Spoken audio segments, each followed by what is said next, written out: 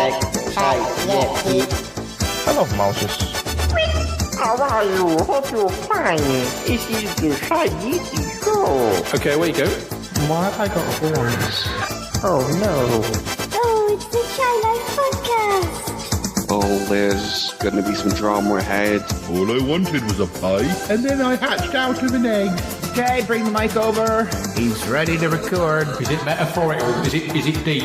Oh, your show's getting so international, Paul. Boy, he's not all that shy as bright. It's such a win. Blimey, Governor, it's the Shy Life Podcast. Oh my goodness. Hello, Paul. I don't know how he does it. Oh, Nixie. 779.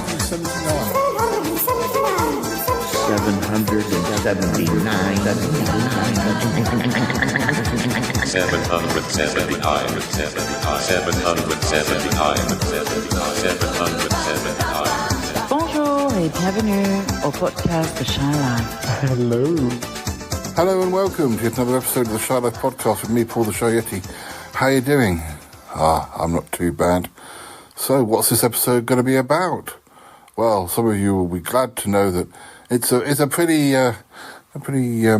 sort of normal, relaxing episode, nothing too traumatic. Well, it depends, because it's a random word episode, so it really depends what random words come up and what stories are sort of triggered by the words that are suggested. But anyway, Nick's here. Hello.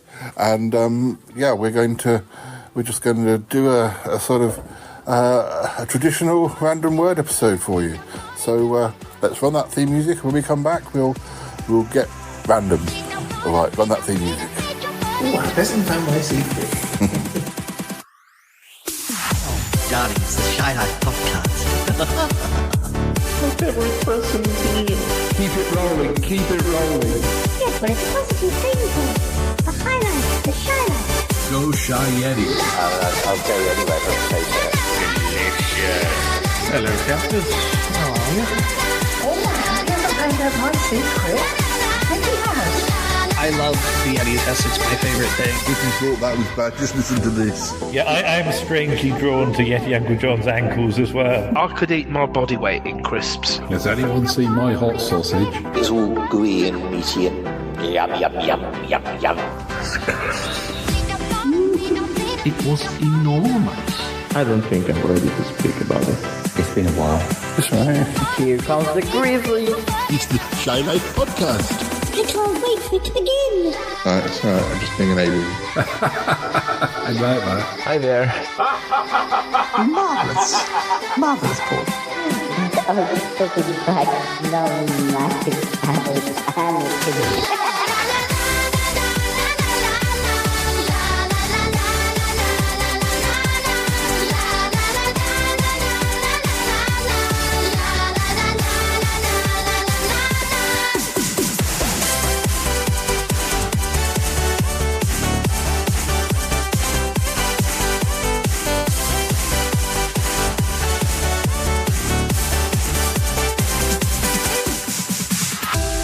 Hello listener, it's me, your old friend, Cuthbert.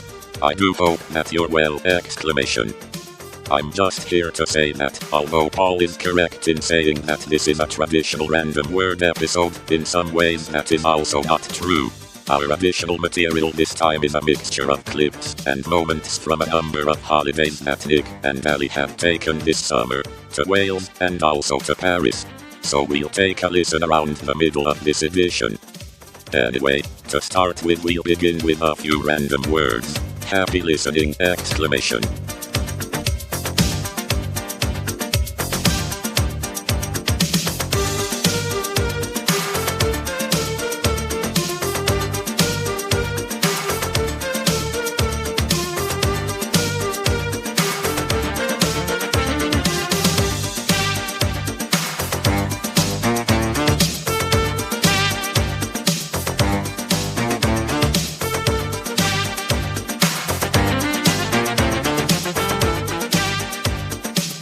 So yes, we haven't done a random word episode for a while, so I'm going to start with 5 words, and you can pick as many of them as you like. I've got belt, compromise, flu, suit, and ear. Oh, good grief. Yeah, what was the first one again, Frank? Belt. Belt. I know you've recently yeah, given the belt the heave-ho. That's almost quite too much of an obvious one, but yeah, I for years I wore belts. Mainly, it used to be because my waistline was very thin. It's more now that my waistline isn't so thin, and they were digging into my belly, and it was tricky. So one of my, because I thought, braces isn't that terribly old manish, and then one of my junior colleagues, who's about 32 years younger than me, sort of said, "Oh, you'll be all right with belt," and I said, and she was quite young, trendy, and everything. I thought to myself, well, okay, I'll give them a go, and I've been braces ever since, and I have given belts the heave-ho, and it's certain types of trousers. I mean, the trousers I've got at the moment, for example, doing the rounds at work, are so tight. I don't need a belt, but I don't need braces.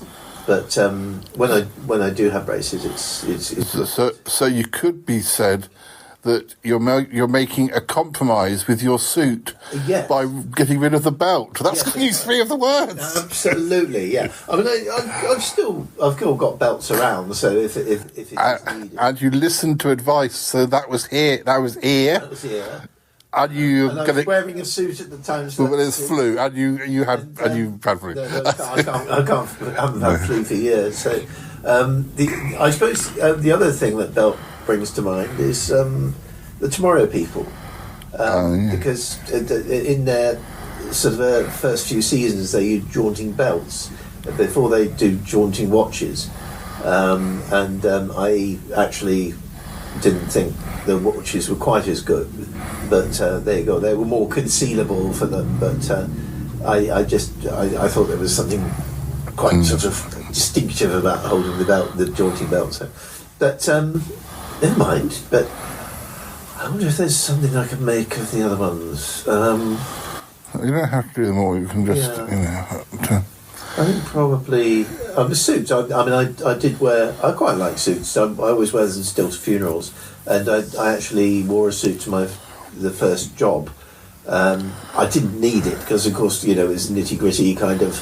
You soon warm up, and wearing a suit with a jacket wasn't particularly practical in retail. But I did. I've always tried to maintain, as much. Professional looking tidiness as I can in my job, and I still, even though they want you to go to funerals these days dressed as Jenny LaRue, every colour conceivable, and I hold on to my traditional kind of suit and black tie, and sort of I think that would be suit for me. Yeah. I never liked suits, but in most of my early jobs I wore a suit. And it never really occurred to me till a few years down the line that being the only man sometimes in the library, I was just in a suit and all the women were just wearing a blouse and I was thinking, why should I? No, but I was thinking, why am I wearing a suit? Why can't I just wear a jumper and black trousers or something? And so over the years I did sort of move to being far more casual. But I think that's probably why, I always, although I don't wear a suit per se to work, I still wear black trousers and a shirt and try and look, not tie, but I always try and look as smart as I can. Some of the younger lads, though, they're very casual. I mean, they've got one of the more recent recruits is working with shorts. Because I remember you in a suit where you win the old school lie when you played Lance, and I always remember you. I think you went upstairs, got changed into the suit, and you came down, and almost is in a protest to wearing a suit. You were completely in character the whole time you were in that suit, and you didn't stay out of character. And I even, there's this strange expression on your face. I said, "Oh, Paul, you okay?" That's what suits do to you. I thought the suit was incredibly tight and uncomfortable. I go. Yeah. I guess I'll say a little bit about flu, but only a recent anecdote where I was going to have my flu and COVID jabs, well, my COVID top-up jab and my flu jab. I was going for the COVID, but they offered me the flu, so I said I'd have it. Anyway, I had to get a taxi because they never put these places in places that are convenient or on good, transport routes. They're always fine if you can drive, but if you're having to travel. So anyway, I had to get a taxi, and the taxi driver I had was a COVID denier, and he was driving along, and he was trying to tell me not to have the COVID jab because, and he was talking about something in America, and he was trying to find a YouTube video, and he kept trying to turn around and show me the video whilst he was driving. I was thinking, well, if you don't keep your eyes on the road, I'm not going to get to have my COVID jab because you're going to kill us both. But I was kind of like, well, so in the end, I just made up some false news back at him and said, well, I lost quite a lot of people during COVID, and that shut him up. But that's the only way I was going to shut him up because I just thought I don't think referring to some strange conspiracy site in America is the news site that you should be going to for advice on whether you should have a COVID jab or not. It was 2 years, nearly 3 years into the COVID years when I succumbed, and that was at a respiratory. That was this time 2 years ago at. Because I booked for respiratory then and at work, and there was 15 of us went down with COVID that night. It was a Christmas party, Christmas do. I had a bad sort of coldy thing just before it all came about. So whether that was the thing is, when I was ill a couple of times, I wasn't sure whether it was or wasn't, and I didn't have the chance to test it. Our friend Julia said she had it before it became famous. Yeah, well, I may have done. She actually ended up with long COVID as a result, but before it was. Well, sometimes I wonder sort of my problems could be. I think I might have got COVID after one of your birthday meal at that Indian. Oh yes, that was 2020. Because I was supposed to be going away for my birthday, and I just felt rotten and. We didn't have anyone to look after Dealey, so we were going to have to stagger the trip and spend half a week down there. And I just said to Toby, just go down you just have it for the whole week. I don't even feel like I want to go out of the house. So if I go to the holiday house, I'm just going to stay in the holiday house. So you might as well go. But I wasn't sure. It could well have just been a bad cold. I didn't get super serious sort of symptoms that were any different to, and I didn't have a test kit with me to test, and I wasn't planning on going out anyway, so I went to, because there was a girl at work who lost her, whose husband had a heart attack and died, and it was the Monday after the time when I went to the Christmas meal and got COVID, and so I actually went to this funeral and this wake feeling absolutely awful, and I tested that night, and I think I was 10 days off work, and it was just before Christmas, and I didn't test, even though I was feeling all right by then, I was still testing positive. I didn't test negative until Boxing Day that year. It was crazy. I've got 5 more words. Pipe, room, dynamic, retreat, and knit. With pipe, the one thing that springs to mind is when we lived in Harlem, there was next door to us, this is 40 years ago now, the next door he was some kind of builder, he was a plumber or something, and they had the most enormous icicle hanging. I've got a picture of it from their solar pipe, and they never seemed to notice it. Sorry, that wasn't terribly interesting. But we used to call it, because they were the Lindsays, we used to call it the Lindsay icicle. But I don't know why we were so fascinated by somebody else's icicle, but they had a drip and they didn't seem to recognise it. I've been reminded about one of my bedrooms from the past, talking about room, by watching some of the Sutton Park you've been digitising today. I saw my bedroom, which was in the house in Erdington, or near Erdington, that I lived in between 93 and 96. I've never moved out of a house so many times. Not because things went wrong, but my university friend Kerry and I moved in September 93 at the start of our second year, and stayed until Easter 94, and then we had our placement, so we moved out.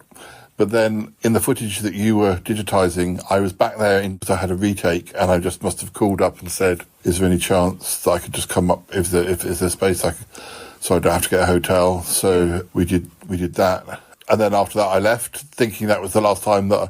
Cause every time I left, I thought it was the last time I was going to be there. Yeah.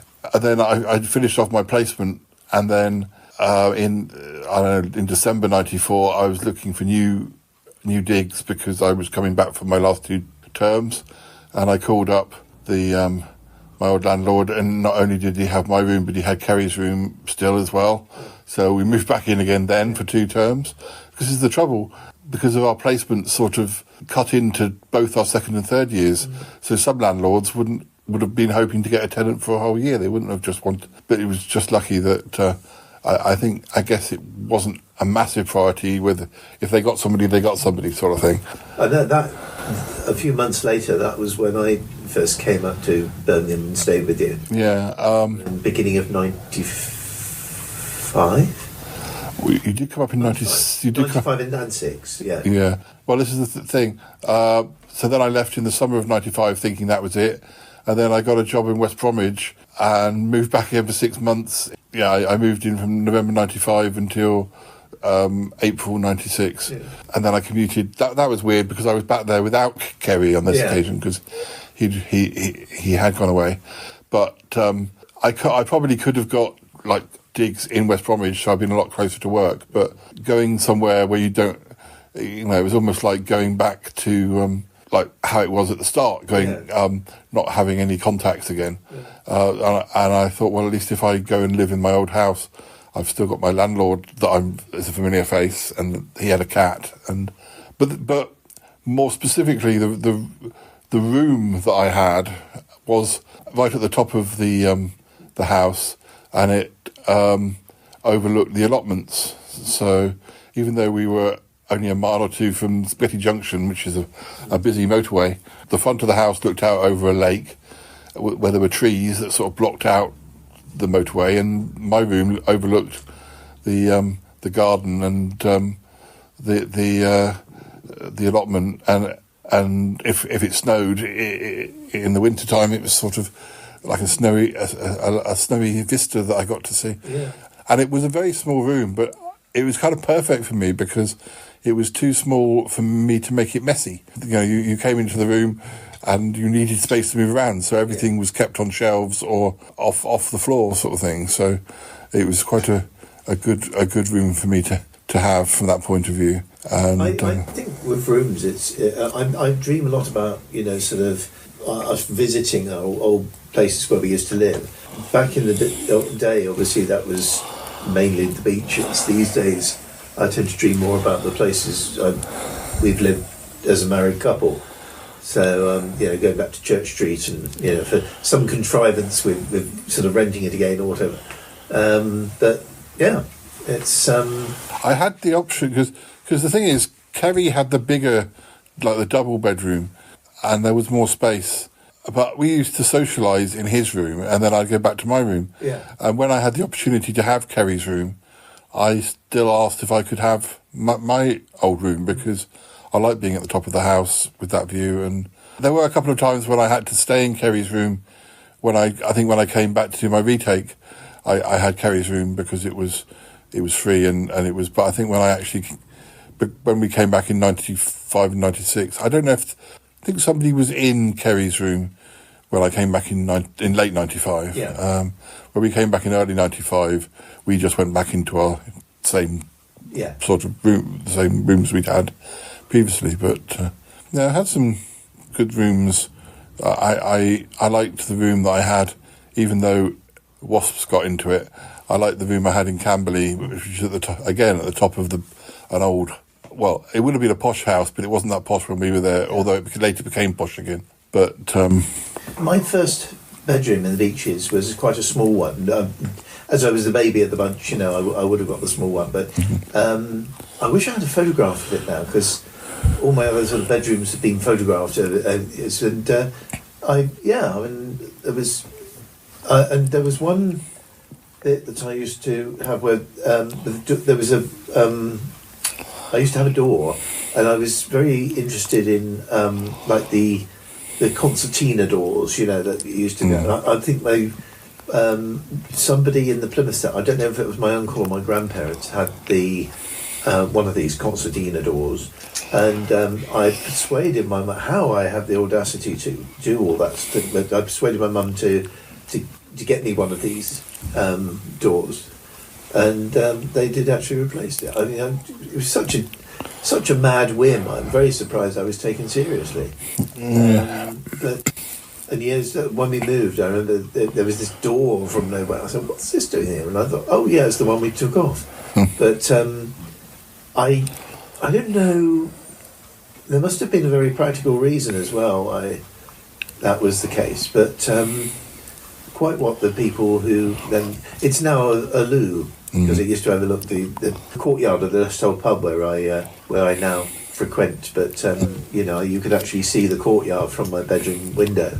The Kent Road, my second bedroom in Kent Road is well documented in Sutton Park, and that was, I couldn't believe my luck when we moved into there in '78, because Jen, my sister, said I could have that. It was the bigger room of the bedrooms, and I was delighted. But little did I know she was planning on moving out anyway. So, but that was good. I was always changing the furniture around. I was kind of on a whim. I always used to kind of think, no, that needs to go there, and that needs to go there. And the amount of junk I still have. I had a very old toy cabinet. I don't know when I got rid of it, but the sort of things I put in it was, I suppose it was old magazines, things like Doctor Who magazine or whatever. But then we've actually got videos of us visiting it for one last time before it sold after my parents died, and we had Ali and I had a photo session with, and before it went as well. So. The Church Street, that was, I had when I first moved in with Chris and Kim, I had right at the top, what's it called, the attic kind of room which was converted. I rather like that, because you sort of crept up and you're going up the stairs, and you sort of launch yourself into the room. I looked at, that's always reminded me of a room that I visited when Kerry and I were looking for a place to live in our second year. We went to a house. I can't remember what the other room was like, but there was a room that was very much like that. But I don't think there was any real way of like keeping your stuff private, because there either wasn't a door at all. It just led up to the room, or it wasn't a sturdier door as the doors in the other in most houses where you could lock the doors, sort of thing. It's funny because kind of. It feels quite a long time ago now, but in actual fact, I was there for 5 years. I was there when Ali moved in, and of course we spent the first nearly 3 years of our married life there. So we had many a happy time there. Of course, it's also preserved in the film Smile Again, which you were in, which the main character, my room was, it became his room. Things have moved around at my parents' house, because they have 4 bedrooms. They have their bedroom, and a bigger bedroom at the front of the house, and a smaller bedroom at the front of the house, and then a bigger bedroom again at the back of the house. And the bedroom that was my bedroom, which was the bigger one at the front of the house, later when I moved out, my brother had that room. When he was growing up, he had the small room. And the big room at the back was used as a visitor's room. And that's now the room that I have when I go and stay at my parents', the big room at the back. So nobody really uses the the bedroom that was my bedroom. But which is just as well, really, because I'm putting tapes out and putting tapes back, and you can tell it. A lot of work in there at the moment. You can tell it was my room though, because a lot of the stuff in the bookcases are still my things from when it was my room. Because I don't think my brother was never a bookie person. He had CDs, but he wasn't really a bookie person. And I think most of the time, certainly in, say, the 1994 episodes of Sutton Park, that's still my bedroom in that period. But even though we, obviously, as a married couple, we sleep in the same room, sometimes we had the choice at Church Street of upstairs or downstairs. So we'd sometimes, if the weather was at extreme, if it was very cold, we'd go down to Ali's room, because it was... which was like in the middle, and that was the warmest room in the house. So it was really, really cosy. And even now, I walk past it sometimes on my way to work, and I kind of think, we have many a happy evening in there. And when we lived in Cleveland Flats, we consolidated both beds into one bed, and we made a kind of Frankenstein bed. That room got a lot of damp problems. In that it had a sliding wardrobe, which was useful. But there was a lot of damp problems in there. And in the end, when we kind of pulled everything out, it was so badly with that it looked like it was fire damaged. Devizes Road, we had one that was a bit bigger, with sliding wardrobe, with like a pull-out wardrobe, which was good. Both of which we had spare guest rooms as well. And with this now, we've as I say, we've been here 12 years. So, but you never quite forget those childhood bedroom rooms as well. So,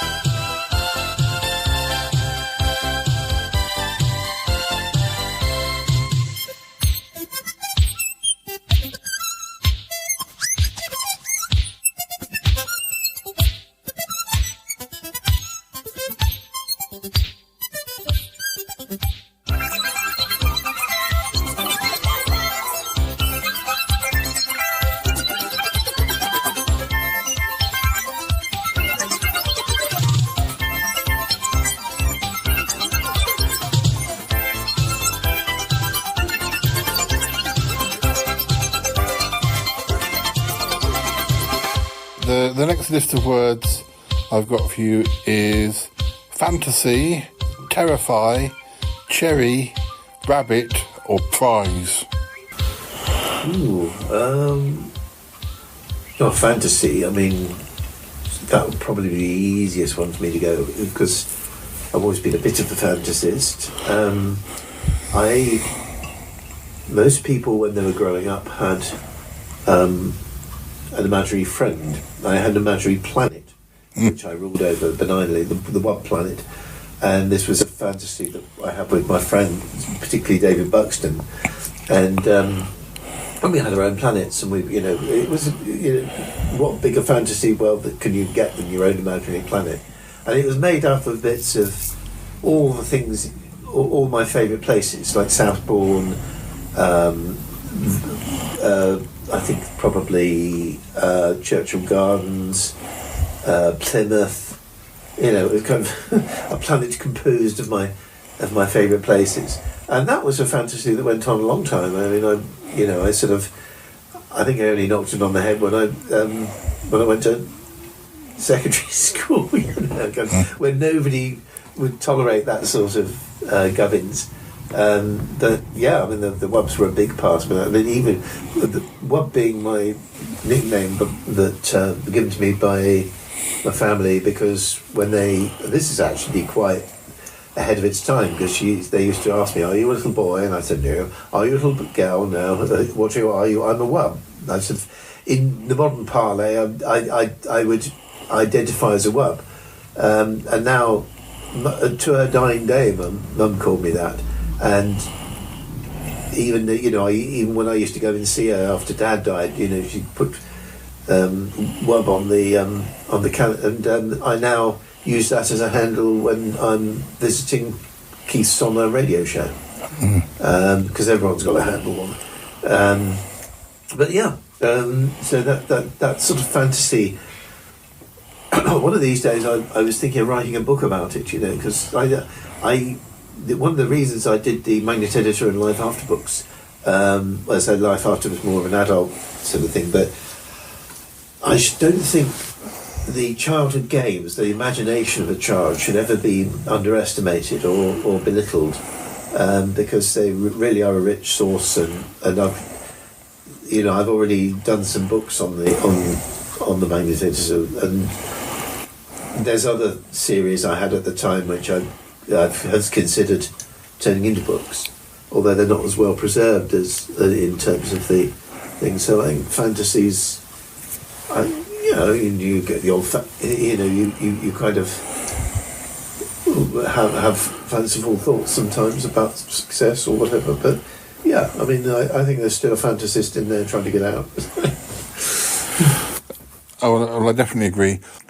I mean, doing Sutton Park was just a legitimate way of continuing games that you'd play as now you had a video camera, so it meant you're making films, but just because we were improvising, it was still very much sort of the games, the childish games taken to a different level sort of thing.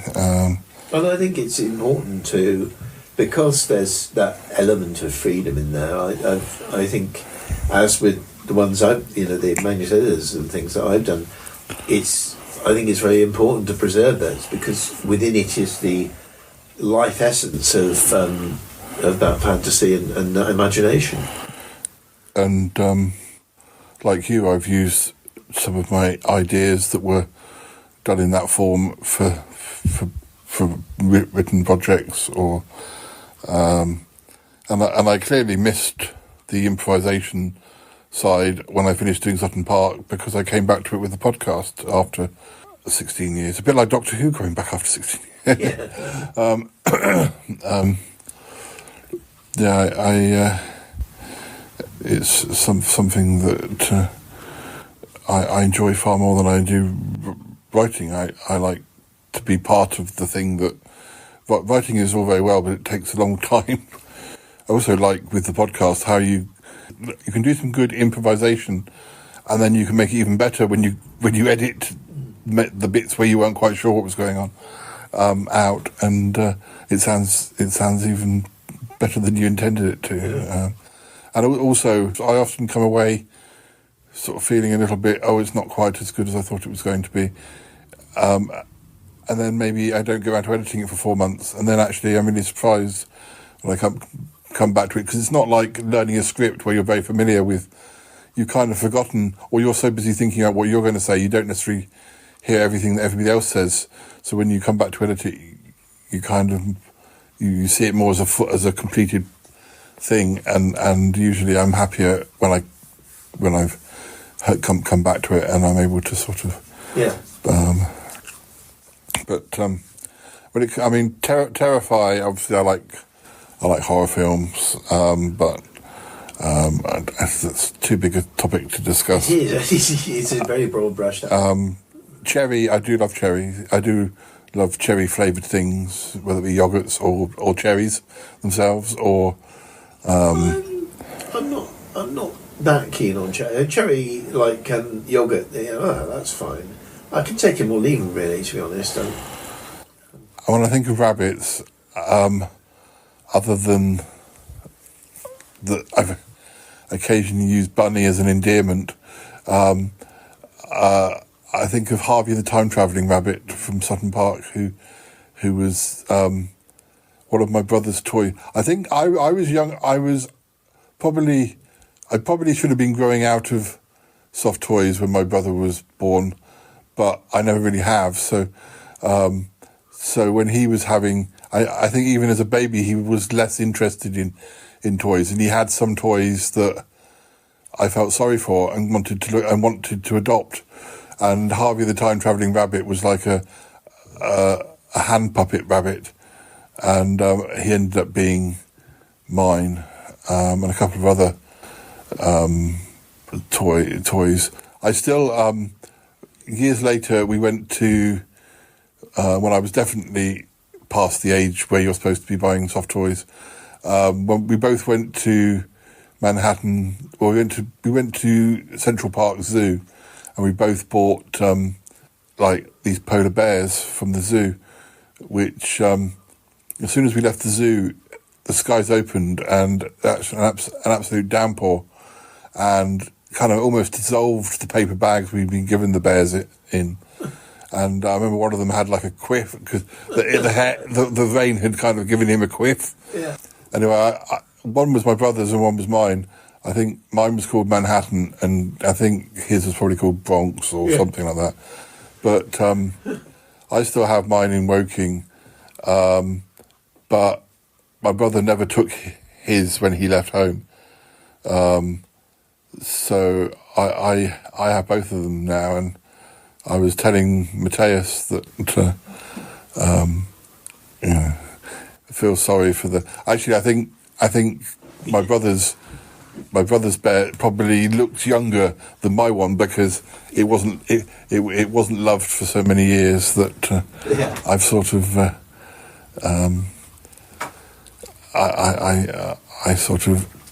I now co-own them. Well, no, not co-own them. I own both of them, I should say. Do you still have Harvey? I think Harvey is somewhere, but I'm not sure. Yeah, I mean, he was the rabbit. Well, I mean, because that comes from the film about Harvey the Invisible Rabbit. Yeah. But he was a toy that my brother had as a baby. So by the time he was in Sutton Park, he was already 10 years old. Or as much as we were always a pretty silly series, I think we were probably sillier at the early on. Using sort of, we probably did get a little bit more serious over time, or a different type of silliness, perhaps. Yeah, what you mean on Sutton Park? Yeah. But once we had Lee taking part, he was making good props, and there was a certain sheen that he gave to the show by making.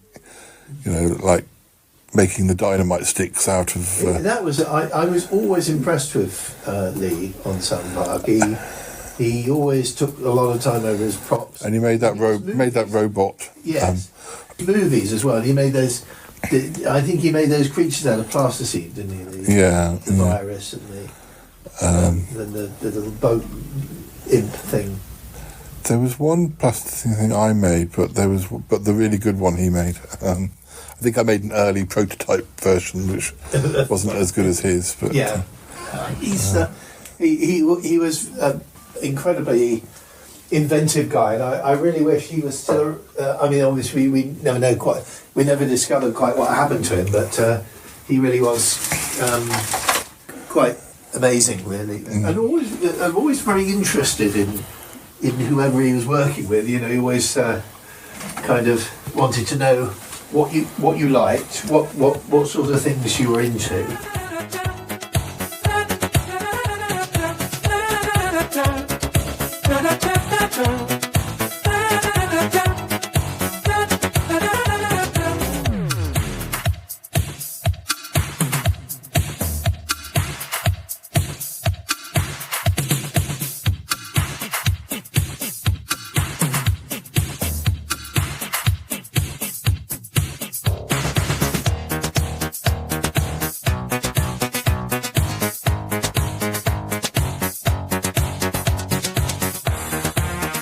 Hello listeners, as promised here is our sound cocktail from Big Ten Valley's summer holidays.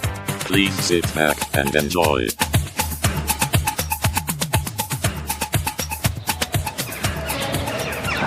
The square in Talgarth.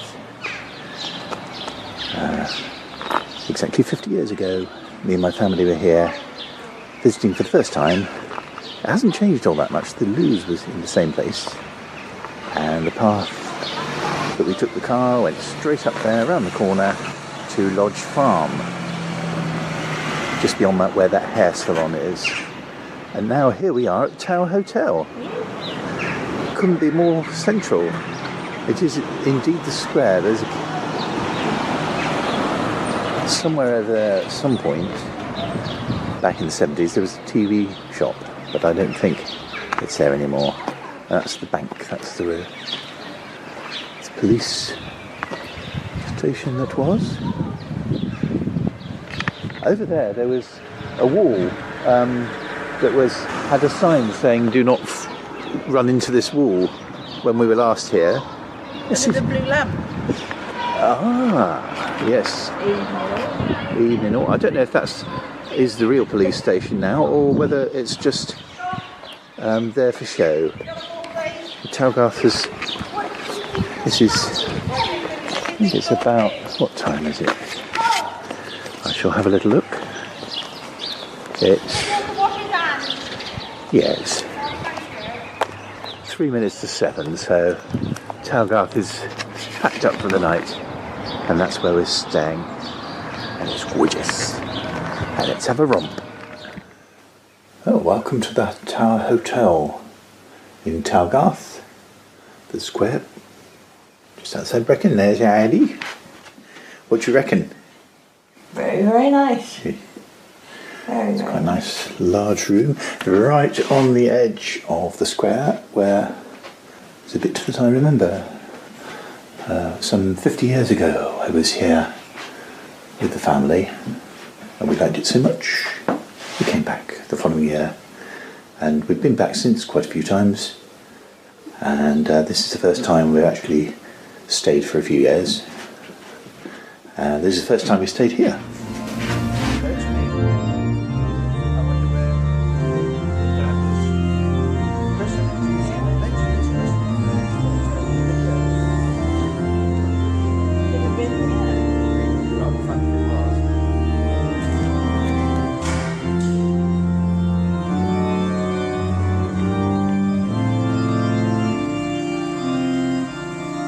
Well, when I was a boy I flew a Welsh kite, but somewhere up there is your actual bird of prey. Let's see if I can zoom in on them.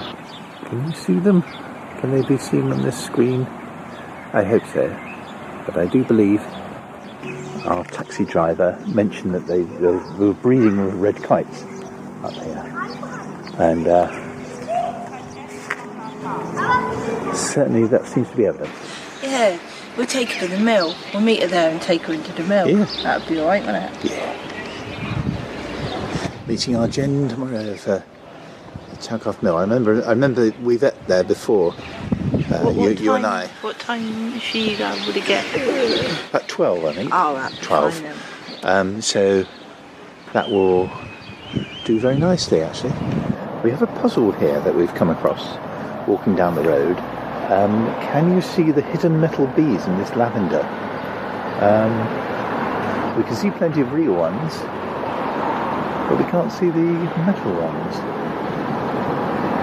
That's the puzzler for the day. We're right alongside a beautiful river, with lots of names on them, alongside a path. Just along where if it had more water, you can imagine a barge going through it. But they've really flowered up these bits very nicely, attracting the birds and insects. Ooh! It's actually got you've actually got a full garden map, look. Telling you what each one is and each one does. But the bank, that's St Gwendolyn. Mm-hmm. We've got St Ellen's Church as well, which has got medieval paintings. Ooh, I'm up for that. Bit of Riverside life. There was a bird meeting going on over there. I think they're forming a union. I was stepping off the world and watching the world go by. Yeah. Oh, there's another one come down. A few more coming down. And must be evening bath time. Evening prayers, I thought you were going to say. I'm just remembering our dads. Both of whom would have just sat here, watched the world go by. Yeah. Uncomplicated by people, dare I say. Yeah, look, all the birdies are back again now, right? Oh, yeah. On behalf of the committee. And there's the birds of prey up there looking for tea. Yeah, the birds of prey wheeling and dealing up there. Probably red kites. Yeah, see? We went to Hereford when we came to Talbot. Do you remember going to Hereford? I vaguely do, yes. I remember buying a shirt and it had pictures of a house on it. Oh, well. I remember loads of clothes I had as a teenager. It's weird, isn't it? I remember getting a Doctor Who poster book. But I think with that, I seem to remember there was. It seems unlikely in a place like this, but there was a TV rental shop. And I remember seeing colour TV in the shop, and that was quite a novelty at the time. In 75. Well, and it was either 75 or 76, and they were showing Hammy Hamster. Tales from the Riverbank. And I've been being fascinated by colour TV, because of course we hadn't got one at that stage. When did you get a colour TV then? 78. Really? That late? Yeah, it's when we moved into Harman. I didn't realise that. Really slow, weren't they, the technology? Congestion information. Oops, something went wrong. Yeah. You have exceeded the widget limit. Please upgrade your plan or delete other widgets. Well, there you go. Too congested. It's not congestion information for it's congested information for I presume it was Mum and Dad that decided to come to Talgarth when we first, in that first holiday. So, yeah. I'm just interested in where it came into whether Mum, Dad was aware of it previously, or... Dad? Yeah, I don't know if it was his idea or whose particular idea it was. He would have preferred mountains rather than sea, and I'm the same. Of course, we had sea the previous year with Southbourne. Right, so maybe it was an antidote to Southbourne. Yes. I prefer mountains, and I prefer mountains and forests. And I like both, but I do like this. I'm probably the only one member of the family that likes the sea. Did Mum like the sea? I don't know. I think she went with the flow, didn't she, Mum? She liked. Dad used to go on about taking in the sea air. Yeah. As if it was 19th century gentleman. Medicinal, yes.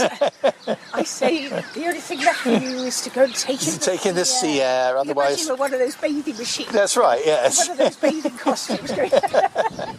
With a bathing, yes. I know. Beautiful, isn't it? Is this the sign that we saw? No, I think there was another one about the metal bees. So can you see the metal bees? Maybe it was further along down there. So lovely lavender. It is, isn't it? As I say, the bees are having a whale of a time. It's quite nice. The attitude to bees has changed over the years. I mean, there was a little Ladybird book I remember about bees, and they said, they do this, they do that, and they're quite useful. But most of the time, it was, ooh, it's a bee, ooh, get it off me, And I think the idea of pollinating. Yes. They didn't hammer that home. No, and they didn't. Bees and wasps. I heard something on the news the other day about how wasps have had a bad press because they're a nuisance, aren't they? Yeah. But they're still pollinators, nevertheless. Oh, yeah. Because they don't produce honey, and they don't look as sweet and cuddly as bees, do they?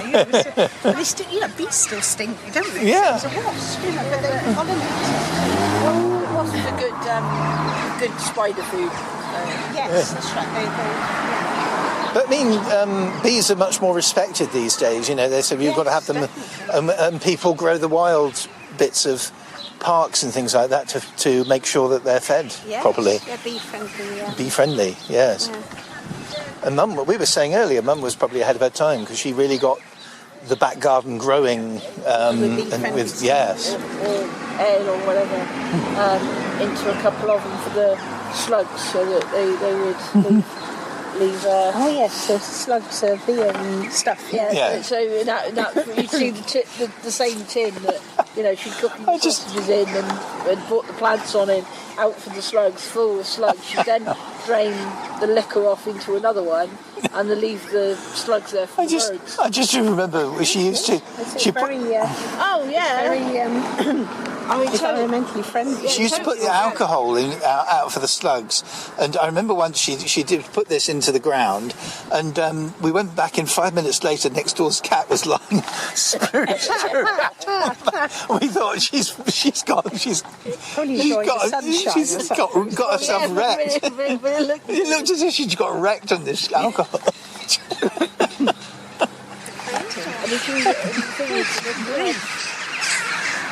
We noticed that last night. There's always birds. Yes, yeah. I saw loads of kites driving up there. And I have to resist the urge when I'm driving to stare at them and take my eyes off the road. Are they all in that tree then? I would have thought so, yes, it looks like it. Yeah. Oh, one will be going into a fox. Yeah.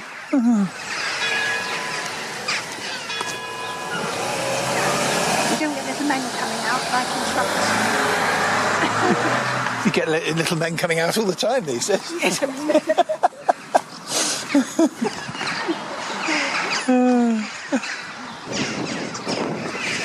drops the birds? Lots of excited bird sounds here in Chalgarth.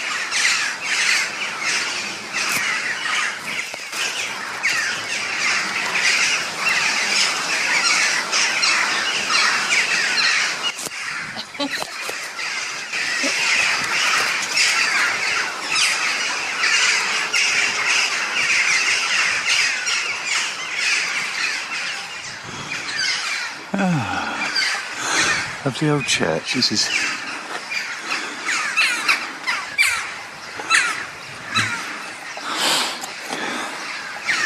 up the long hill to Chalgarth, which heads roughly in the direction of Lodge Farm and the Fostel Silo. It's lovely old church. Well, St Gwendolyn's in Chalgarth. We think we can hear rushing water, but we're not quite sure. See what you think. And a very, very vocal bird. We were walking upwards from the bank. I presume this is still the bank road. About an hour and a half-ish. Yeah, probably. So you've done fantastically well. Down in the valley. Here we are at a pause in the bank, a very long windy road up in Chalgarth, up through the hills to Table Mountain, which can be seen immediately behind us. Mum and sister went up there in 76. Presumably they didn't go in 75 because they saw it and thought, maybe not. I think, if I remember rightly, those are the Black Mountains. Correct me if I'm wrong. But it's a beautiful view, and it's suffice it to say, I've never actually done this journey by foot before. How are you feeling? It's not my fault you have to do it by foot. No. I'm enjoying it by foot, I must admit. It's lovely. Sorry for that break in transmission. I've never walked all the way from the very bottom to Fostel before. So I think we both deserve a bit of a pat on the back. But it's a beautiful part of the world, and it's lovely to come back to it after all these years and share it with thee. Fostel Silo has changed a bit since the 70s. There's no ferocious dog and there's no silo.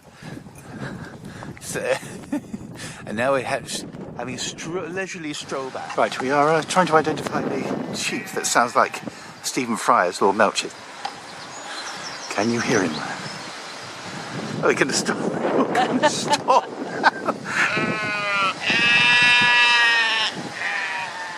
Yeah.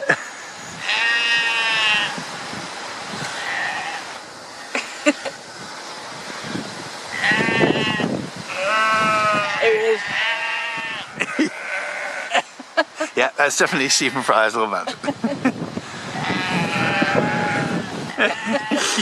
We found it.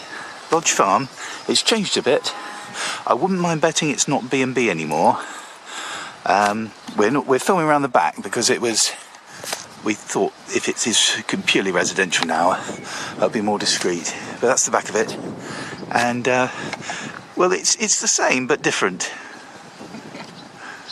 What do you reckon? Yeah, apart from the fact they've taken white paint off. Yeah. It's identical. Yeah, it's nice to see it's still a working farm after all this time. Happy 50th, Lodge Farm. Thanks for the memories.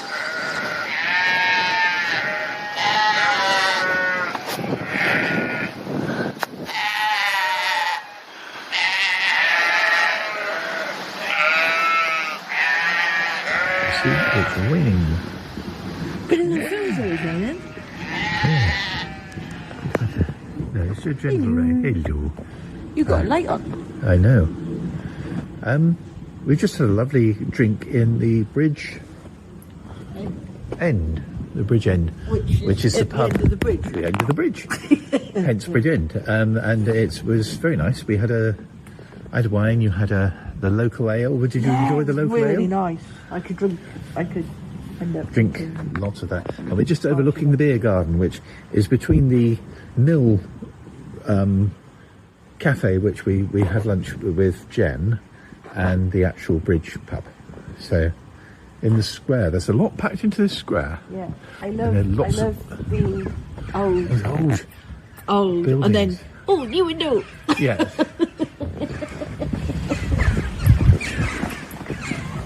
I've gone a bit mad with photographs because back in the 70s you could only take so much because it was so expensive. And now, of course, in the digital age, we go mad with... It's so clean, isn't it? Yes. It is actually very. Good community feeling as well. There's lots of things like the gardens, what we were looking at earlier. Pobel Bakery. Yeah. Mill in Talgarth. Mill. They open at 10, don't they? Yes. What if you can take sort of something, because they said that they did lavender scones in there. I think I'll be all right with the stuff we've got, really. Yeah, I know, but just to have something completely different. Yes. I've never had a lavender scone, have you? To be honest, no, I haven't. Yeah. And they grow the lavender down there. Yeah, exactly. So We've seen lots of the lavender down there, they turn into scones. Yeah. Oh, look, you can donate hay to the food bank in Bratton. Hey. Hey. And that's the library going that way. Yeah, and Talgarth Mill is looking for volunteers to help with the milling, bagging of flour and gardening. I don't think my work would be very impressed if I volunteered. They might have an issue with it. There's our hotel. And we're walking back to Tower Hill. Oh, the lights are on. And we're going past the loo, which was there in the 70s. I keep going on about that, but it's amazing. Closed Christmas Day. Includes all bank holidays and closed Christmas Day. I'm sorry, I want to be on Christmas Day. That's not good enough. There we go. Friday the 22nd to 7th of June in Talgarth. It's been lovely to come back here. Obviously 50 years since we first visited, stayed at Lodge Farm, and about 12 since we last visited. We're now moving on. We're going to get a taxi at 11:15. Nice chap called Jeff who brought us here, and we'll be moving on to Wrexham, where my father was born. And we've never been to Wrexham. We don't know what to expect. I think it's a city unlike this very charming town, and neither of us know what to expect, and we're going to have a good exploration. And I would say raise a glass to my father, but he was teetotal. But we will be, we'll be saluting him, shall we say. We'll probably have a glass anyway, so, but yes, so he will have been 100 tomorrow. No, yes, it's 27th, yes, 27th and 28th tomorrow would have been his 100th birthday. So, happy birthday, Dad, wherever you are. And it was nice to see my sister yesterday and be able to share a few memories with her. And bye-bye Talgarth, it's been absolutely delightful.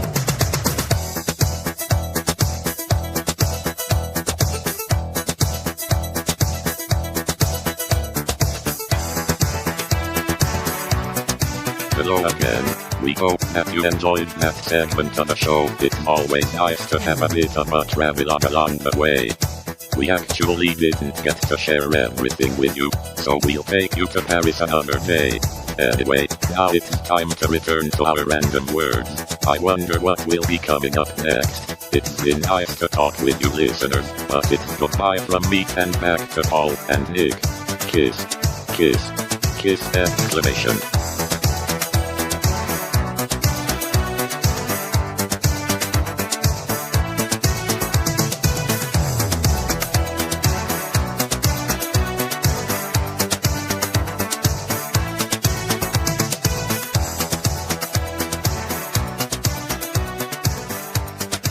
So I thought we'd change things around a little bit, and if you look at the next section, there's sort of like a writing sort of, like, imagine I'm going to read you some different sentences, and I want you to tell me which one you would pick if you were going to write a story from it. I mean, I'm not. We don't write the story. We haven't got time. But you know, which one appeals to you most from a creative point of view. So there's five different. Maybe five's too many, but I hope you can. They're only very short sentences. So the first one is: the old rusted farm equipment surrounded the house, predicted its demise. Then number 2, he wondered if it could be called a beach if there was no sand. Number 3, the light that burns twice as bright burns half as long. Number 4, the teens wondered what was kept in the red shed on the far edge of the school grounds. And then finally, although it wasn't a pot of gold, Nancy was still enthralled at what she found at the end of the rainbow. Which one of those appeals to you most to write something? The farm, because I suppose, you know, growing up with the public information films, farm equipment and everything, the farm one stands out for me because, you know, there's a rusting farm equipment, there's a lot of potential danger there and jeopardy, and also the idea that somebody's livelihood might be at an end, or somebody had died, or something tragic had happened. What was the other one? There was the beach one. The beach one wasn't too keen on that. No, the light one was more like a saying rather than the story. Yeah, that was a bit philosophical. I mean, there wasn't much hook to hang on. There was the shed on the school grounds. The shed on the school grounds had possibilities. I mean, when you said the word team, I thought, oh god, football. But actually, you know, if there's something mysterious there. I think that was probably the other one that would have caught my attention. I think you know, there's all sorts of things where somebody can be up to no good. Maybe if you were, depending on the target audience, you know, maybe someone was being lured into there, and you know, the sort of. Yeah, I think I liked both the last two. I think the teens one or the red shed one.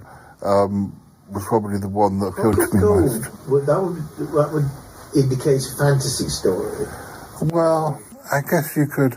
unless it was a metaphor for something. Read out that last one again. Although it wasn't a pot of gold, Nancy was still enthralled at what she found at the end of the rainbow. Yeah. I mean, I can see that being a bit of a sinister one as well, potentially. The rainbow, yeah. I mean, that sort of... That quite appealed. But I think, if I was to go with anything, the farm machinery and the red shed probably would be the ones that would be a good hook to hang. Let's try some more. Okay. Tuesdays are free if you bring a gnome costume. Number 2, the Anaconda was the greatest criminal mastermind in this part of the neighbourhood. Number 3, with a single flip of the coin, his life changed forever. Number 4, the trick to getting kids to eat anything is to put ketchup on it. Number 5, there have been days when I wished to be separated from my body, but today wasn't one of those days. Flip of the coin definitely it appeals. That sounds like someone doing something very dangerous as a dare or a actually, that film we watched with Maggie Smith ended on a scene where somebody flipped a coin and we never saw what but if that was the beginning of the story rather than the end, that would if someone was being dared to do something that is going to cost them dearly, get them into trouble, maim them, do something, it could be potentially tragic, that one. Ketchup one was a damn squid. You wouldn't go anywhere with that. Sorry, what were the others? There was the gnome costume. Gnome costume. Do they gnome or known? Gnome, as in, yeah. I mean, that seems to be a rather nonsensical phrase. I mean, I imagine it'd be like entry to a pub or entry to a club or something. Oh, right. Might be free on a Tuesday if you come dressed as a gnome, but that sentence wasn't. I mean, it's a bit. I was a bit baffled by that one, I must admit. Sorry, what was the other one? There was the criminal mastermind called the Anaconda. Yeah. That's a sort of snake, isn't it? Yeah, but I mean, I guess that's his nickname. But yeah, I mean, almost that's almost somebody trying to write the story for you, as if to say, who is the Anaconda, as it were. What about being separated from your body might suggest that the person has the power to separate from their body, but doesn't have the control, and sometimes it happens when they don't want it to happen. But that's they mean that they've actually died and sort of they're aware of dying or something like that. Or I think the gnome one might be okay if you started with that as a concept and then took it into that. Doesn't really give you enough for it gives you a starting point, but where you can pretty much go anywhere once you get to the location. The coin flip one again is the same. You can pretty much go anywhere from that. Yeah. And I'd be curious about the body separation one, but I'm not really interested in criminal masterminds or kids putting ketchup on things. All very well, but around the neighbourhood, you don't get many criminal masterminds around the neighbourhood, do you? You get pests or thugs or dodgy geezers, but you don't get many criminal masterminds. Yeah, but no, as I say, flip of the coin and that's good. Okay. Well, let's see the next sentences. Yeah. The first one is, that must be the 10th time I've been arrested for selling deep-fried cigars. Number 2, for some unfathomable reason, the response team didn't consider a lack of milk for my cereal as a proper emergency. Number 3, the door swung open to reveal pink giraffes and red elephants. Number 4, there were snowy conditions in the town. Subsequently, the roads were impassable. And number 5, acres of almond trees lined the interstate highway, which complemented the crazy driving nuts. What? Oh, I guess it means not crazy driving nuts, the crazy driving nuts. That was rather enough. I don't know. I think the animals, quite how that would work, I don't know, but the animals probably would be the insight into a quirky one. But I'm not quite sure Well, they're a bit too almost too quirky to do. Like, you know. The other ones, I forgot. Why would you be selling deep fried cigars? Yeah, also the deep fried cigar one sound. The milk for cereal one, unless it was just used as an example of somebody who was always calling up the police, wasting time. It was like a boy that cried wolf type thing, where somebody who does that, and then somebody one day something does happen and nobody comes to help. Again, I can't see that one ending particularly interestingly. No. I don't know quite why there would be all those, unless someone's broken into the zoo or part of the zoo's exploded and the animals have escaped or something. No, it wasn't. I mean, the Snowy Roads one is a good enough start, I suppose, but it doesn't really give you... Right, but you can go anywhere with that, really. Yeah, it's dramatically possible, but it feels more like a weather forecast than the lead into it. And the almond trees along the highway, making a comment about the driving nuts, is more like a very bad dad joke than a story. Joke, yeah, not a particularly good bunch, that. I'll try one more before we go on to something else. We have the toddler's endless tantrum caused the entire plane anxiety, or the 50 mannequin heads floating in the swimming pool kind of freaked them all out, or it took him a month to finish the meal, or the hawk didn't understand why the ground squirrels didn't want to be his friend, or I am happy to take your donation. Any amount will be greatly appreciated. That first one, the toddler. Toddler, as a comedy, it would be pretty crass. But if there was something wrong with the toddler, and that was, you know, the irritation of the people is overlooking, that has a few possibilities. Then it was. Ooh. The mannequin heads. Mannequin. I think I liked that one. Yeah, I think that was nice and sinister. That's the one that appeals to me as well. Someone having a rather sinister jape, ruining somebody's party or something with a sinister jape. Yeah, that's the sort of thing you'd see in a giallo. Possibly, it suggests kind of someone who's been sacked by a ruthless boss and suspects perhaps the ruthless boss is kind of bumping people off, and they can, as a representation of all the people whose lives they've destroyed, they kind of put them. If he's having a party, the mannequin heads can sort of be a representation of all the people that he's wrecked, and his posh friends are seeing them. So, yeah, I think that mannequin one's my favourite. I don't think it took him a month to finish the meal. Really has. Much you can't to do offer. anything with that. I mean, what's funny about that, what's dramatic about that, no, that's definitely a damn squid, that one. If you wanted to write an animal story, a hawk wanting to be friends with a squirrel, or maybe a children's story, I guess that is something you could do. Just wouldn't really appeal to me to write. No, it would be that's a bit twee. And I mean, I am happy to take your donation. Any amount will be greatly appreciated. Could be maybe an okay first line for a story. Yeah. You know, maybe a sort of Tales of the Unexpected type, or somebody being a bit of a scam, or not who they appear to be. Or we might come back to these right at the end, but I think we'll have a look at something else whilst we've still got a little time.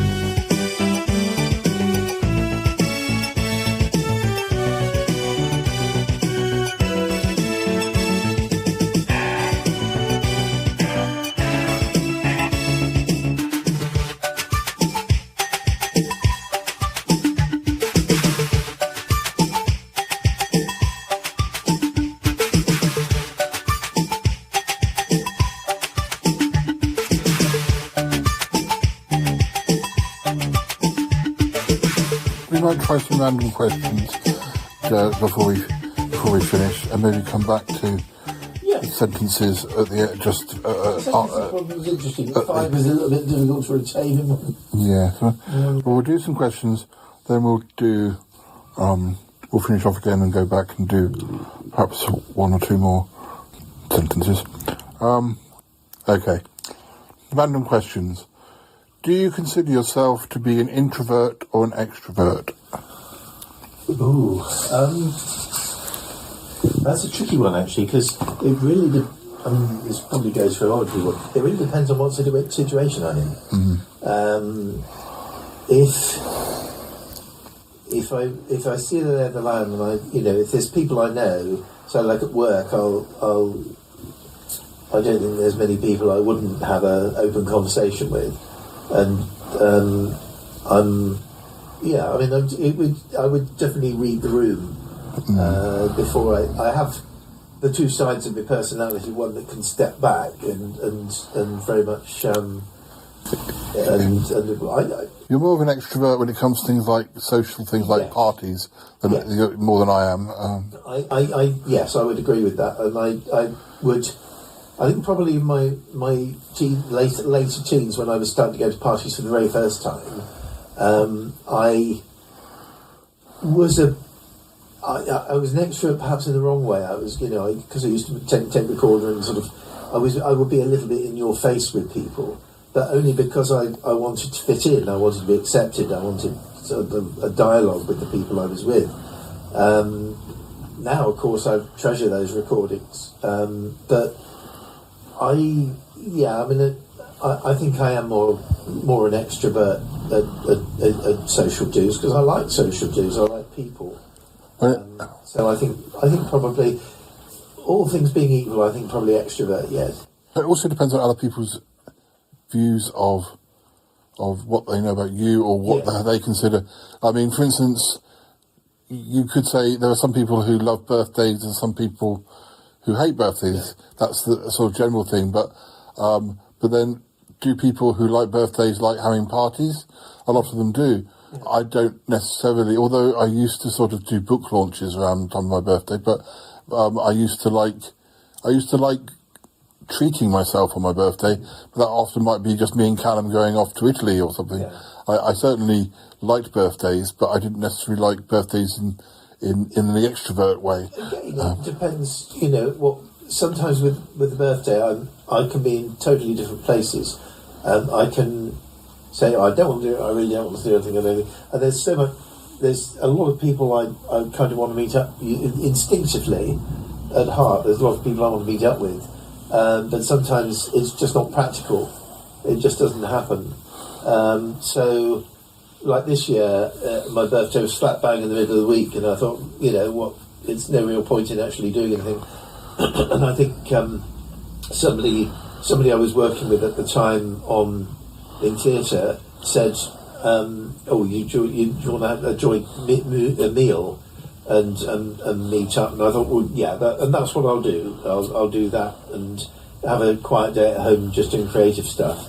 And in actual fact, that didn't really work out because of the way it was and where it was. It was completely, everybody was in their little cliques, and it was. And then they went on to a Halloween party, which was so noisy I couldn't actually have a conversation with anybody. So it wasn't actually very good. I mean, some people would say me doing my poetry shows in front of an audience, even if it was only a small audience, makes me an extrovert. But then that's only because some people would hate to even stand up in front of 10 people that they knew, whereas I wasn't completely out of my comfort zone because it was my show and I could do what I liked, and mainly it was people I knew. So I never felt, there are certainly circumstances I wouldn't want to. I wouldn't want to be acting on the stage or whereas you've done that. Mainly because as long as I'm playing a character, I wouldn't want to do stand up. Even though I kind of I love telling stories, but only if I know my audience. If I know, they're going to appreciate that, and if I know they're not going to appreciate that, you know, I wouldn't do it. Whereas it's like recently when I did the Lord Chief Justice in Night Must Fall. It was lovely playing a real pompous authority figure and playing it really, really seriously. But I was really hiding behind a character. There were difficulties with the part because I wasn't actually interacting with anybody and I was looking straight at the audience. So it was a bit daunting, but no, it was. I definitely like hiding behind a character, though. I mean, also, you know, we don't think twice about doing a podcast. What is there to be scared of about doing a podcast like this? But some people would and do. Yeah. There are plenty of people I would love to have got on the podcast. So, one or two who have sadly passed away now, who sort of said, "Oh no, I don't." Well, either they said, "Oh, I don't think I've got anything to say," when one of them was one of a pretty big wig on the Doctor Who fandom scene and would have had lots of stories to tell. Yeah. And there's always something to say. That's why I like the talky ones, because like we are doing right now, because there's always something to say about people. Yeah. But anyway, I'll ask you this question, but if you can't think of anything, it's fine, because I'm struggling to think of an answer for myself. Yeah. What's something that you find difficult, but you think in your mind it should be easy? Ooh. Almost. When you go back, I suppose, when you think about it, acting, you know, I enjoyed certain parts, but you think, right, I know I'm going to be completely different this time. I'm going to play it this way, and I play it this voice and everything. And when you play it, you kind of, there's a part of you that thinks, oh, but you know, I sound like I always do on that bit. You know, there's not enough variation, or the inflections and the breath and everything. You know, it's the same as I always do. So there's a few things where I've been disappointed with my performance, because I've always thought, you know, that could be so much better. So sometimes, not always, but sometimes acting can be, or trying to think it can be a bit tricky. Or, you know, if back in my directing days, you know, if you when I was directing, something might not come out as I hoped. But yeah, things can trip you up a bit. Yeah, I mean, with me, I guess sometimes it's editing the podcast. Is the episodes that you think are going to be the easiest, sometimes they just take ages, and sometimes you can get a little bit obsessed with, you know, getting rid of all the ums and ers, and suddenly you realise it's really slowing you down. But yeah, other episodes that you'd think would be much more, take far longer, just fly through. But, okay, there's a quick one, but I think I know what you're going to say, and I think I know what I'm going to say. Is it better to read books in electronic form or actually hold the book? It really depends on what your eyesight's like, what your flexibility is, where you're going, and how much you can physically pack at any time. But the only time I electronically read something is a script, if I'm sent through a script. And it's like a short script, you know, that I've been asked to do. Failing that, I still like the feel of a book in my hand. I still like that. Yeah, I could probably do the eye test, but I still like my books. Yeah. I mean, books are definitely nice in principle, and you know, having worked in a library for many years, definitely I have that point of view. But as time's gone on, I found that I get on better with e-books because of my rheumatism, and it's just not practical to be holding massive books. Also, travelling, it's handy. It's great to think, I've got about 100 books on this phone.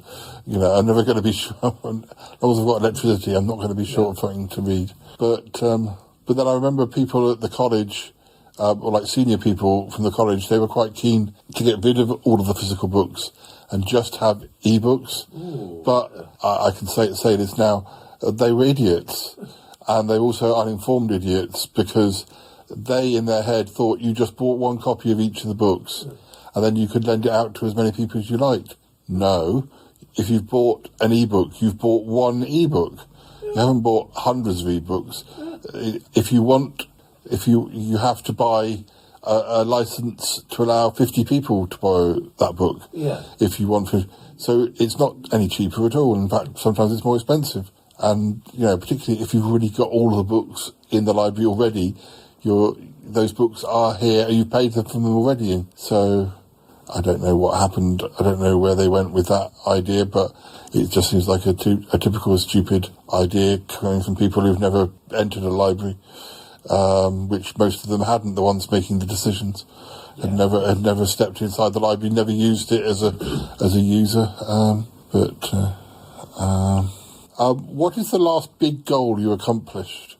I mean, and big goal can be up to your, definition. I was going to say, how big is big? Yeah. Well, I suppose having the films made, as I say, one still has to go, and one has been done. I suppose looking at me, the things I've achieved this year, I suppose the films and the change of job. Change of job, I think, is a more personal thing, because obviously the films, although I wrote the scripts, the films were made by somebody else. I mean, it was really nice to have them produced, but I suppose with that one, obviously I've got the job by myself and do it. So I suppose, that was certainly this year. If we're talking about this year, those two things. But yeah. What's the worst piece of advice you ever got from somebody? I'm just wondering if it's the worst piece of advice that I acted on. It's oh my goodness. I'm just trying to think. Yeah, well, I'll tell you. I'll say mine. And it's podcasting again, or poetry. It's people saying that poetry should be this, or podcasts should be that. And they're saying, a podcast should only ever be 20 minutes long, or a poem should only ever be, or you shouldn't use rhyme, you shouldn't do this, you shouldn't, it's like, you should do whatever you want to do, because as long as you don't choose some format which completely alienates everybody, podcasting is a medium where some people like short ones, some people like long ones, some people... and the same with poetry. Some people like rhyme, some people don't like rhyme, just because that person speaking to you doesn't. I'm always kind of say, if someone says, what would your advice be?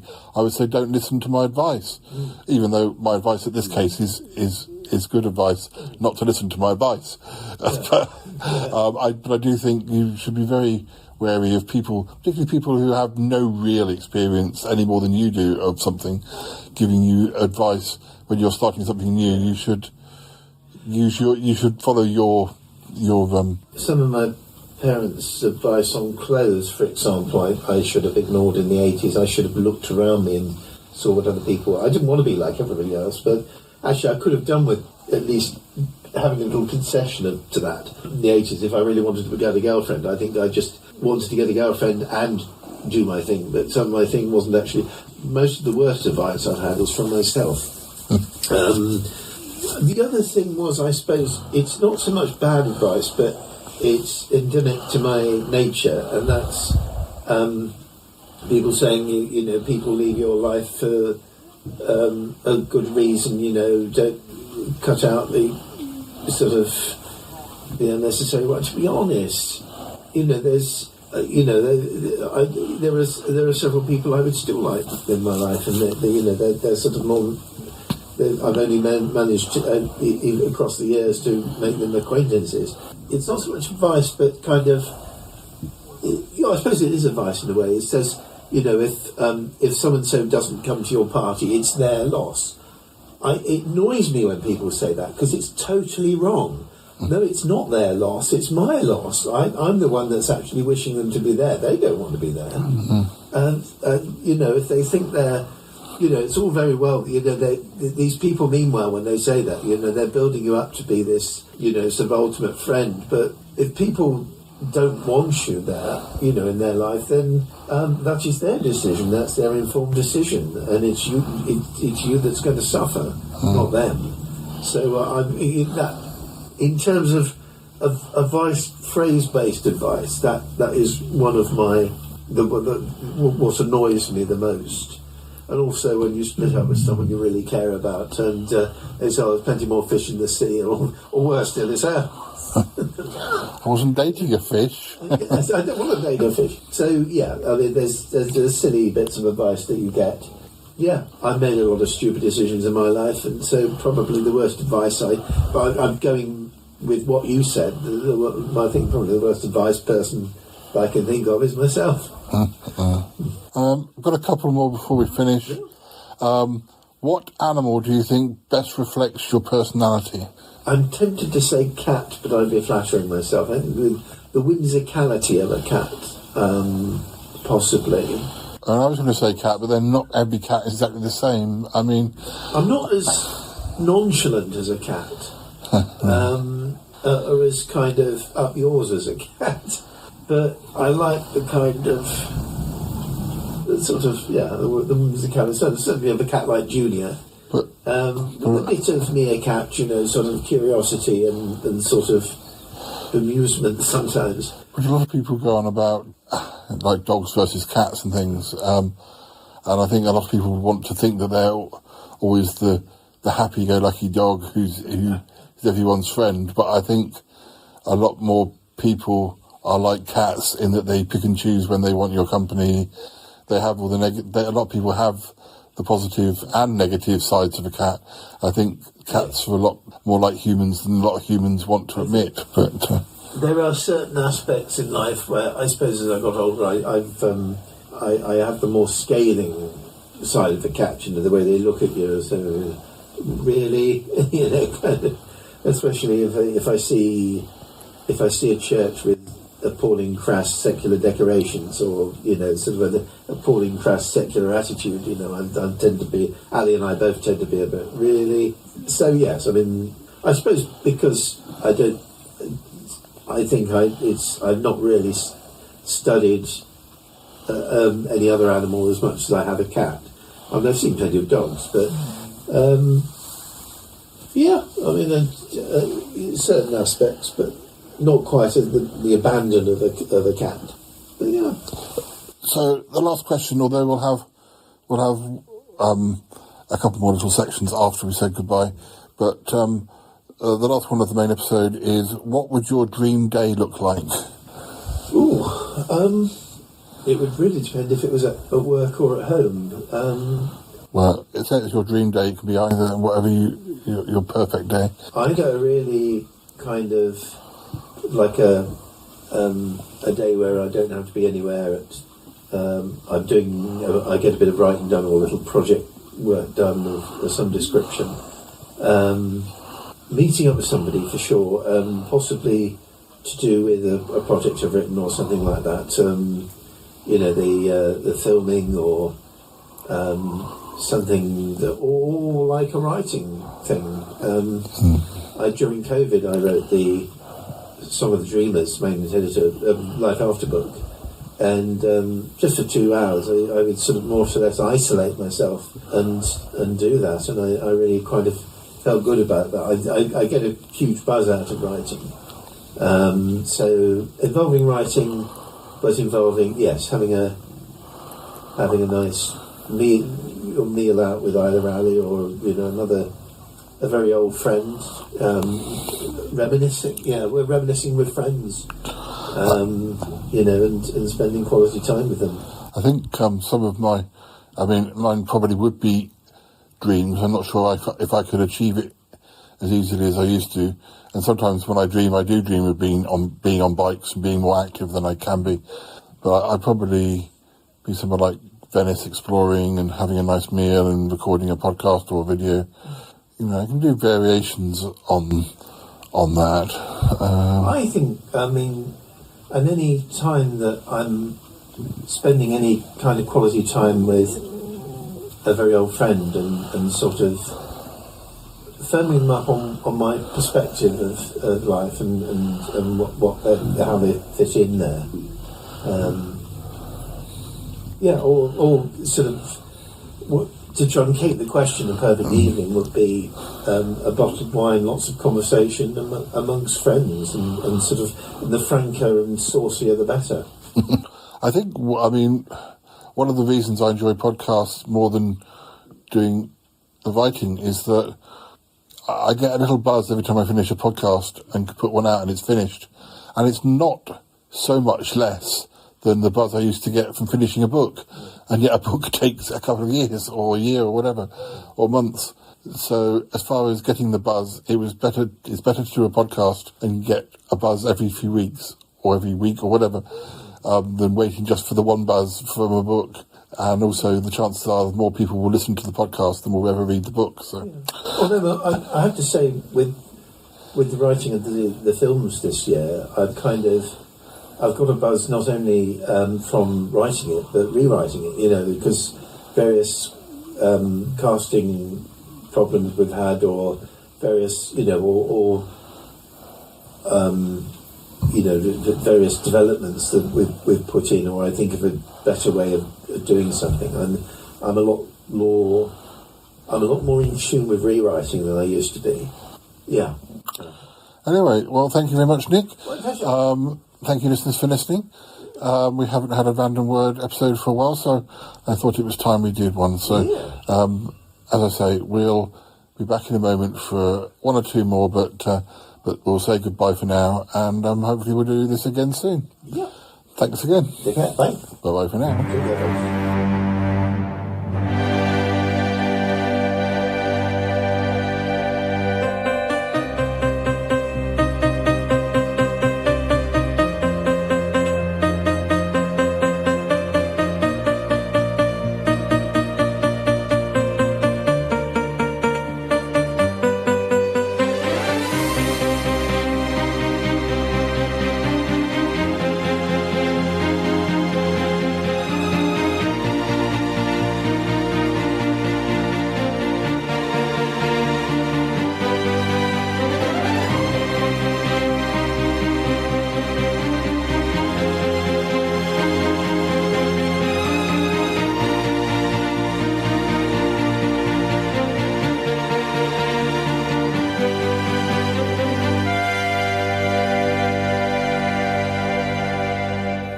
I want to ask one question, but I'm going to ask you an extra one on top of that. If you had to walk away from one technology in your life, what would it be? Ooh, good question. Well, it wouldn't be me Lappy, because he's my true friend. Technology. Yeah, I mean, I think I might be cheeky and say technology that I don't actually have. the technology I see people using that I think I don't need that. A lot of people use things like Siri and things where you kind of. A friend of mine, when I went round for dinner, he used Siri or one of those sort of voice-activated helper things to plan all his, like when he took the potatoes out, which is all very useful and helpful, like but Alexa. Yeah, Alexa. Yeah, or I mean, we've experimented with Alexa. One of my friends gave us her old Alexa, and frankly, we've never actually got around plugging it in. No. And there was Alexa that went with Ali's phone, but she didn't recognise Ali's voice. Because Ali's got quite a thick Wiltshire accent, it didn't recognise her voice. So I don't know. I think I'd pretend that I use that technology so that I could stop using it, even though I never used to use it. Yeah, I mean, it should be easier. An easier question. It should be. The answer should be easier than it is. I suppose. Possibly, because we still use CD players. I suppose the dear old CD player, because we've got most of the CDs downloaded onto our. Also, you can play a CD for your TV you can stick a CD in your DVD player and play it. I mean, I would say that's cheating a bit because, and like obviously with the posh coffee machine. I mean, I don't actually like posh coffee, but that would be a rather selfish one because Ali does as well, and that's her baby. Videos I use because obviously it helps to convert not just Sutton Park but a huge number of other things that I do. So yes, I mean I shouldn't be dependent on this technology because it's a bit of a false economy, but in essence. Yeah, I think those bits which are sort of going out of become less relevant. But I must admit, I do like legacy equipment because you never know when you might need it. The thing I was going to ask you that we don't have to go into lots of detail, but do you have any memories before the age of 5? Yes. I know you do. Yeah. I don't think I could necessarily say for sure that I do. I guess I do from where I was. I must have been under 5, but I don't have a lot. The earliest memory I think I can, fairly certain, is my second birthday, because I do remember being very small, sat in the living room at the Beaches. I used to think I was surrounded in presents, but I was actually surrounded in wrapping paper. And lots of wrapping paper when you're very small can be an absolute drowning in this paper. And, I can definitely remember 1971 because I remember us going on holiday to Newquay, gorgeous bungalow which was about to be sold, and me and my sister had the same room, and we would. I remember swinging the light because it had a corded light, pool light, and swinging it in time to the Laurel and Hardy theme tune, and because there was quite a lot of condensation because there was quite a bit of rain that holiday, and we would make what we call a peephole to the sea, because obviously it was the seaside there, which I then would call a PP to the sea. No, that was good, and I remember I must have seen the first series of The Goodies because I remember Jen and I being outside in the garden playing television programmes, and I remember we were playing The Goodies, which presumably would be repeated because I think the first series went out something at 10 o'clock at night, something ridiculous like that, so yes, and also 72. I remember Mum's Victorian soiree. I get little things like with I can remember preschool. I used to have rosehip syrup every morning, and I used to go around on my little toy tractor pretending to be the rosehip syrup man that did this rosehip syrup. Just before I was 5, I remember having my finger crushed in the door accidentally by my sister, and thinking I was going to die. And yeah, I mean, there's loads. I mean, I remember the trips to Ashley Road. Most of all, I remember my parents' house in Plymouth, and absolutely loving the trips to my grandparents in Plymouth. But basically, I think I showed you on Sutton Park. When we went, we spent a week with my cousin, and I showed you the street where my grandparents lived in the 70s, or from the 50s to the 70s, and yeah, I mean, I absolutely love those times because if you're very small, it's almost as if you remember the little things as well as the, like the Cat's Head that's now up there, which contained wall. The log chest, the scary cellar, the ascot, which there's a boiler. When it was lit up, it used to scare me a bit, and I wouldn't actually walk past it when it was lit up.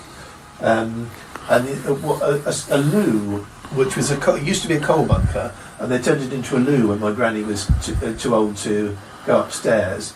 and they called it Outer Space. And I used to think it was called Outer Space because it was made of Cornish granite, which sparkled. And I imagined they called it Outer Space because it looked like the stars. And there was wasn't there a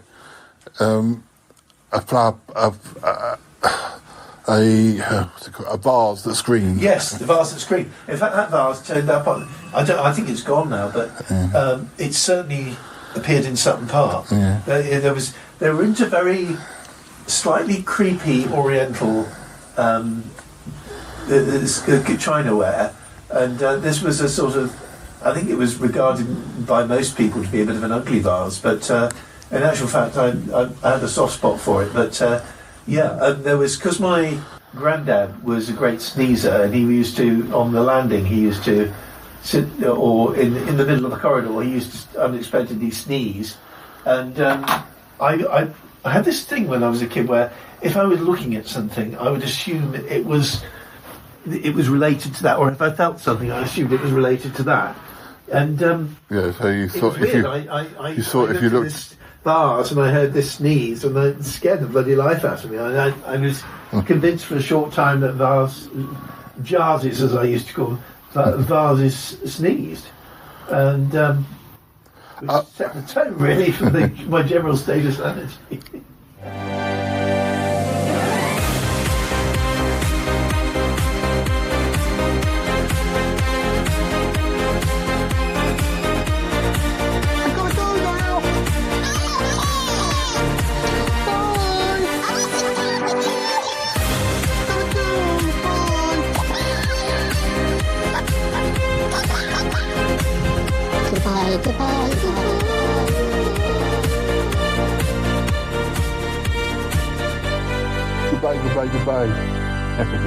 Goodbye. Goodbye. Wow, really? No kidding. Thank you, darling, and you too. Bye-bye. Oh, that sounded good.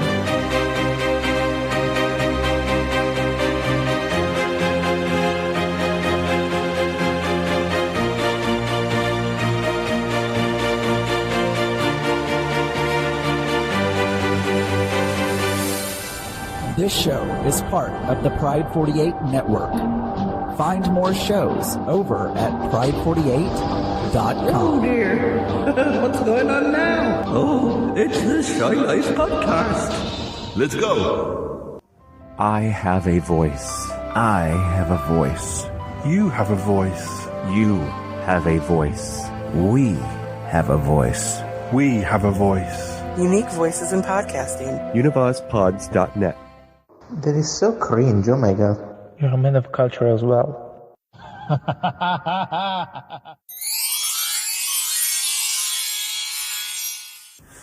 Last of all, I've got 4 different sentences, and which one would you write something about? Yeah. She was too busy always talking about what she wanted to do to actually do any of it. Or, they called out her name time and again, but were met with nothing but silence. Or, he went back to the video to see what had been recorded and was shocked at what he saw. Or, the bullet pierced the window, shattering it before missing Danny's head by mere millimetres. Well, I think that last one must have been written by a television critic. Poor old Danny. That video one, I suppose, because I like old recordings, videos, and legacy technology, and that appeals. I wonder what was recorded on there. Yeah, that's the one that appealed to me.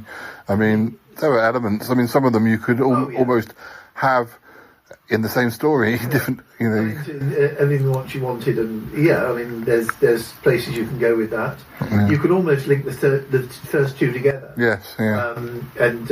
Sort of, she, having been told that she wanted to go off on an adventure or something, and then ended up lost, and then found. Or maybe and then maybe there was a video found of what happened. Yeah. And that which caused the shock. Yeah. So you could actually string those two together. Or 3. It's quite a good bunch. Yeah. Certainly the video is the first one I'd go to. Yeah. I think I agree.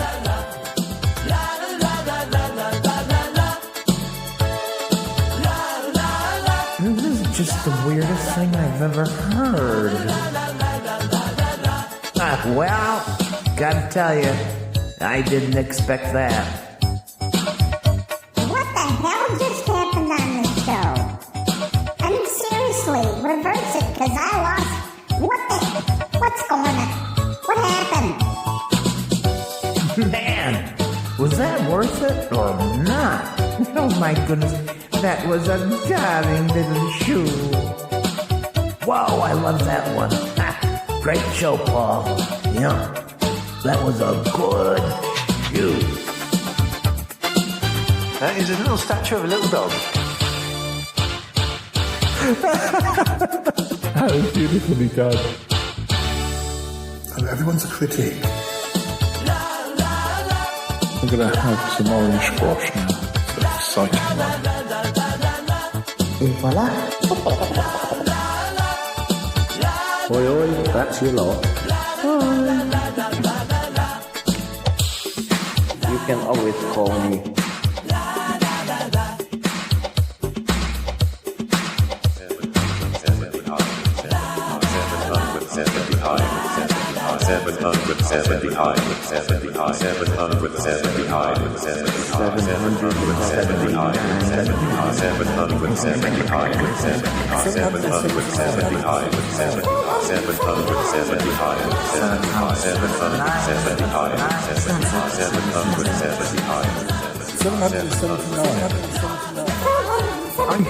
I'm looking at two faces here. One seems to be 2 minutes ahead of the other. Come on, little Floxy. You know you want to. Yeah, let's see if it goes bong. Lovely little clock. Maybe it does stop after 9. Yeah. Maybe tomorrow morning. Yeah.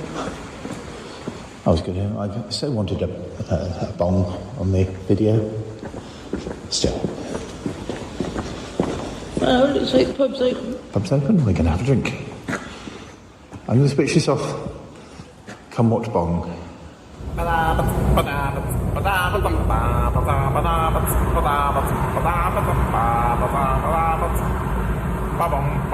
Talk to you soon. Bye. Yankee! Bye-bye. Take care.